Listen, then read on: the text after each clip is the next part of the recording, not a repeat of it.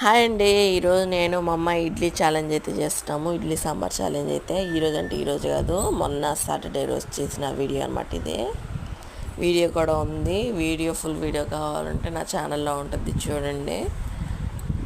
Last time Thums Up challenge చేసినప్పుడు మా అమ్మకి కొంచెం హెల్త్ పాడైపోయింది, గ్యాస్ అంతా ఫామ్ అయిపోయి కొంచెం ఇబ్బంది అయితే పడింది థమ్సప్ తాగి.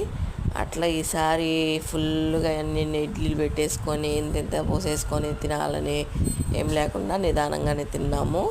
ఎవరు గెలిచామో చూడాలంటే ఫుల్ వీడియోలో ఉంటుంది, చూడండి. ఎక్కువ ఎక్కువ పెట్టేసుకొని అది తినలేక బలవంతంగా వీడియోస్ కోసం అని చెప్పని హెల్త్ పాడు చేసుకోవద్దు ఎవరు కూడా.